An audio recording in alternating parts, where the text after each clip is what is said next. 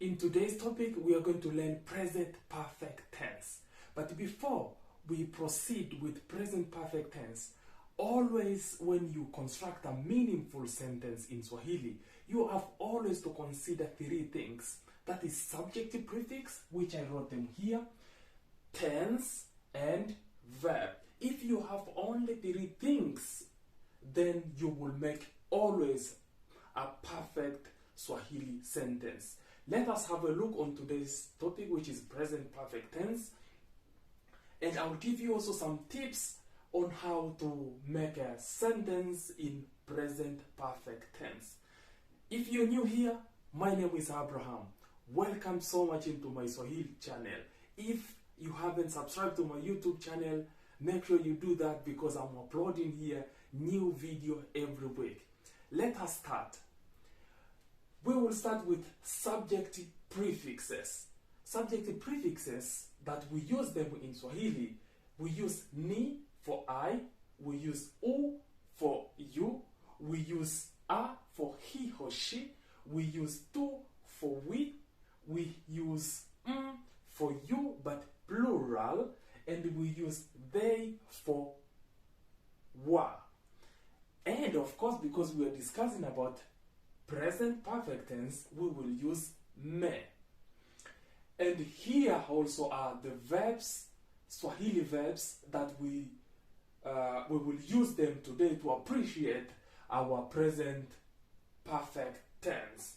And here we will start with the monosyllabic verbs. In case you didn't know, in case you haven't watched my previous video, we are having two types of verbs. That is monosyllabic, I mean the verb which is having only one syllable and they cannot stand for themselves and give you the meaning.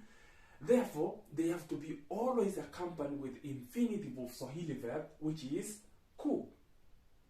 And non-monosyllabic verbs. Here I mean the verbs which are having more than one syllable, and these ones they don't need infinitive of Swahili verbs in order to make sense or in order to give you the meaning. So all of the verbs which are having single syllable, for example, la plus infinitive which is ku, then it is kula, which means to take a meal or to eat. And kunywa, this is also monosyllabic verb, nywa. Kunywa, this means drink or to drink. And pika, this is non-monosyllabic, so this one is having more than one syllable. So pika for itself, it is cook without even infinitive, so it's understandable. And jifunza, learn, potea, be lost. And kupotea is to be lost. And fika, this is arrive. And elewa, understand. Choka, be tired or to be tired. And lewa, drunk or to be drunk. And these are some of the examples that we're going to use them today to appreciate the present perfect tense. Number one, as I told you, rule number one, use subjective prefix. Look, here I use subjective prefix, which stand for I. And I use me. This is the present perfect tense. So this is our tense for now. And kula, this is the verb. And sasa, this means now. And hivi, just right now. So nimekula sasa hivi. This means that I have just eaten. I have eaten. Nimekula sasa hivi. I have eaten. Example number two, umekunywa nini? Oh, look, I use subject prefix, that is you, and me, our present perfect tense, which is me, and kunywa, drink, and nini, it is equivalent to the English question word what. So umekunywa nini, this means that what have you drunk? Umekunywa nini, what have you drunk? And next is amepika chapati. This is stand for he or she, and me, present perfect tense, and the pika, cook, and the chapati. I know you know chapati. Chapati is very delicious. Very delicious. So amepika chapati. This means that she has cooked chapati.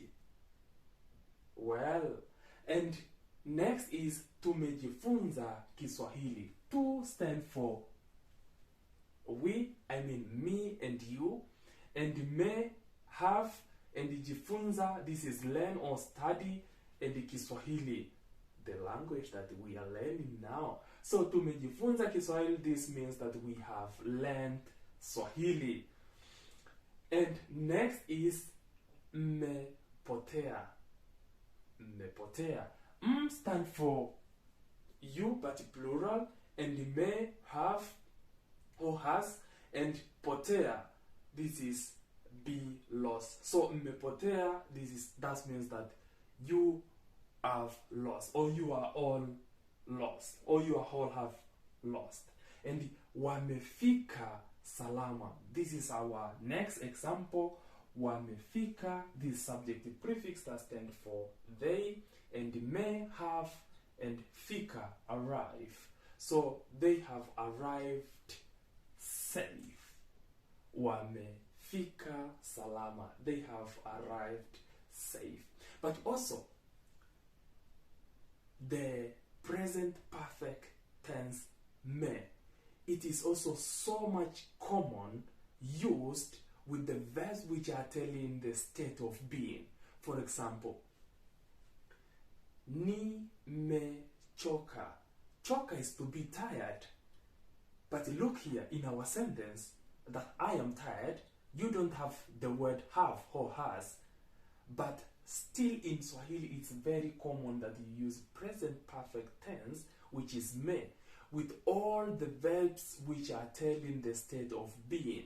For example, to be tired, to be drunk, to understand, and so and so and so. So nimechoka, this means that I am tired. Ni, this stands for I, and me, present perfect tense, or verb, used for the verb which are telling the state of being. So, and choka, tired. So nimechoka, this means that I am tired.